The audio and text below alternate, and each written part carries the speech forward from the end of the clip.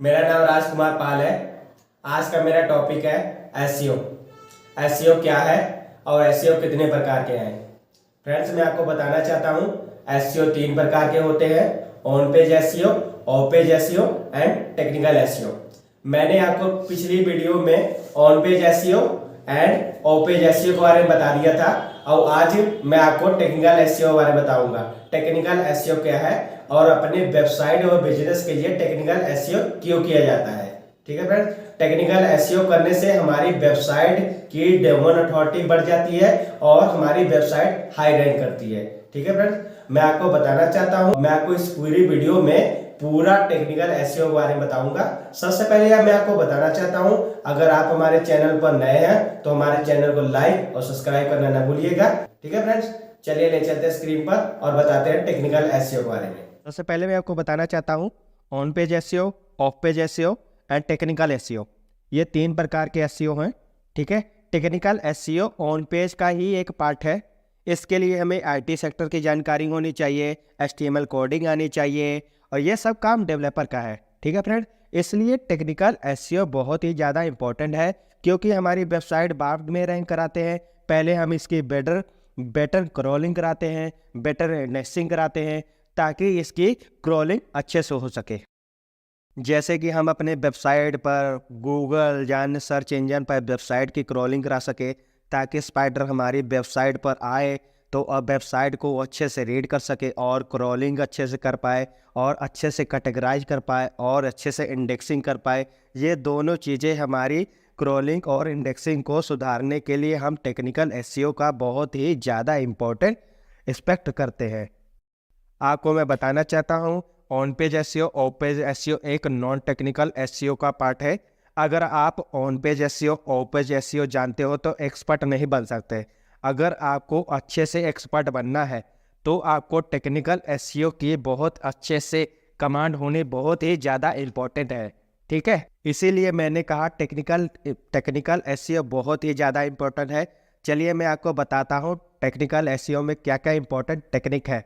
ठीक है फ्रेंड्स, चलिए बताता हूँ स्क्रीन पर आपको। पहले टेक्निकल एसईओ में सबसे ज़्यादा बाइट हेड का यूज होता है।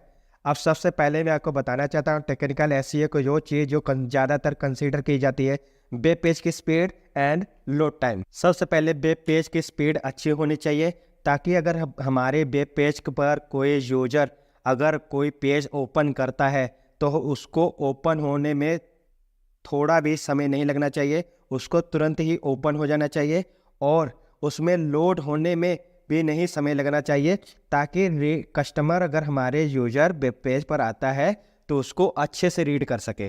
ठीक है, हमारा दूसरा स्टेप है structure of website. Structure of website का मतलब होता है एक दूसरे की संरचना का तरीका जिससे किसी वेबसाइट की सामग्री और पेज व्यवस्थित और एक दूसरे से जुड़े होते हैं। इसमें वेब पेज की एंगेजमेंट व्यवस्था और उनके एक दूसरे का संबंध शामिल होता है। तीसरा स्टेप है हमारा साइट मैप। साइट मैप क्या है? साइट मैप एक फाइल है जहां अपनी साइट के पेज, वीडियो, अन्य फाइल उनके बीच के संबंधों की वाणिज्यिक जानकारी प्रदान करते हैं।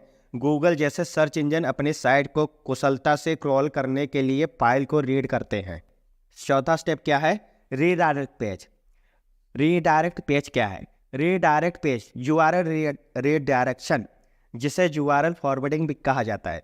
एक वेब पेज को अलग, ठीक है फ्रेंड्स, एक वेब पेज को अलग अधिक यूआरएल पते के तहत उपलब्ध कराने की वर्ल्ड वाइड वेब तकनीक है।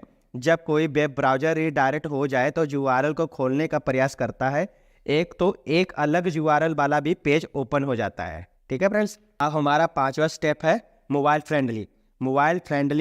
मोबाइल फ्रेंडली का मतलब है इस तहत का माप है किसी वेबसाइट या स्मार्टफोन या टैबलेट जैसे मोबाइल डिवाइस पर लोड करने के लिए कितनी अच्छी तरह से डिजाइन और ऑप्टिमाइज किया गया है। ठीक है फ्रेंड्स, और मेरा छठवां स्टेप है रोबोट टेक्स्ट। एक robot text file search engine crawler को बताती है कि क्रॉलर अपनी साइट पर कौन से यूआरएल तक पहुंच सकता है। इसका उपयोग मुख्य रूप से अपनी साइट पर अनुरोधकों को अधिकता से बचाने के लिए किया जाता है। जे किसी वेब पेज को गूगल से बाहर रखने के लिए व्यवस्था नहीं की गई। इस वेब पेज को गूगल से दूर रखने के लिए नो इंडेक्स से इंडेक्सिंग को ब्लॉक करें या फिर अपने वेब पेज पर पासवर्ड से सुरक्षित रखें। ये सब टेक्निकल एसईओ का इम्पोर्टेंट टेक्निक पार्ट था, इसलिए हम आपको बताना चाहता हूँ कि हम लोग को टेक्निकल एसईओ अपने बेस पेज पर बहुत ही ज़्यादा कराना इम्पोर्टेंट है। ठीक है फ्रेंड्स, आज के लिए बस इतना ही।